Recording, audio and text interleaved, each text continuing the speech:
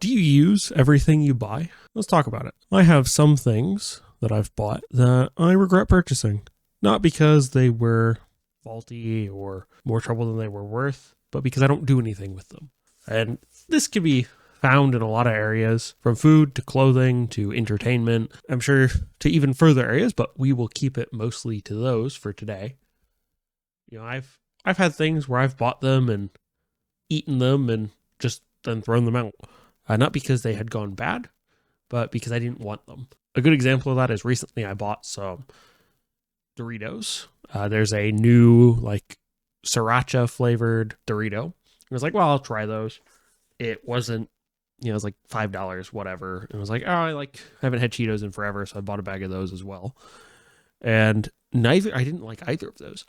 I ate like 3 or 4 out of each bag, and then I just pitched them because I didn't want them.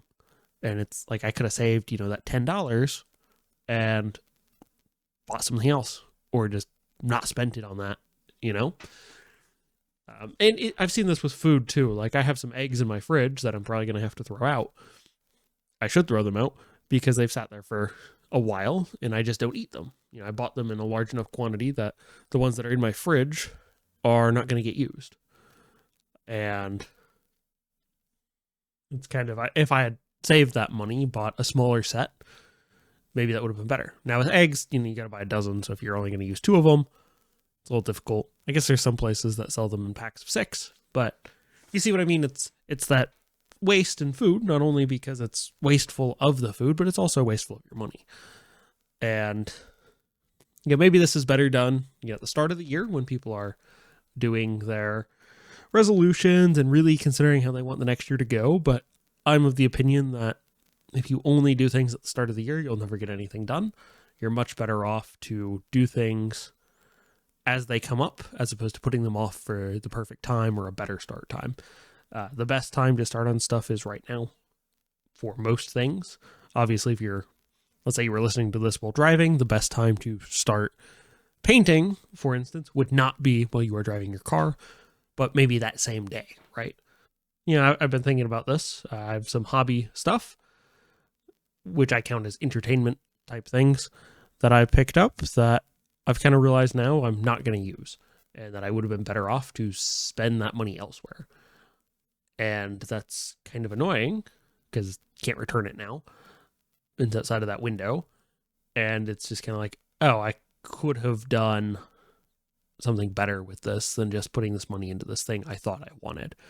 So it's, looking back so that when I look at something in the future, I can better decide whether I want that thing or not, and hopefully take the experience of having bought stuff that I didn't wind up using and use that to kind of reduce the excess spending on things that don't matter to me, right? I don't want my house to be filled with junk. If it's stuff I use, that'd be a very different story. But if it's stuff that's going to just sit in a box where I do nothing with it, that is not optimal or wanted even, right? Screw optimal. I don't want that. So, and likewise for clothes, I have a very nice sweater I picked up a couple years ago that I have not once worn. I picked it up at the end of the season, so it was heavily discounted. I think it was like $20 is what I paid for it, maybe 30. And it's a very nice, very warm sweater, and I never wear it because it's never cold enough for me to justify wearing it, and I always tend to get hot anyway, so it's just kind of sitting there in a drawer. And it's just kind of useless to me because I don't use it. Now, does it cost me any extra space to store it? In this case, no, but it is kind of wasteful to even have it because it's not something I'm going to use. Now, maybe, I felt the cold this year a lot more than I have previously, so maybe next year I'll wear it. So I don't think I'll get rid of it. But it is kind of, I don't want to be buying stuff I'm not going to wear. It's one thing to be like, hey, I'm going to buy 4 pairs of jeans because they're on super sale, and I'll put 2 of them away and I'll wear 2 pairs. And then as those wear out, I'll swap out to the other pair. That makes sense to me. Or socks, buy an extra bag of socks or underwear or something if it's on sale because you know you're going to use it eventually. That's fair as long as you got room to store it and you're not having to then buy additional storage for it. You know, where I really see the regret on my part is with the hobby stuff is, you know, I bought some miniatures and never did anything with them. Don't play that army, haven't built them.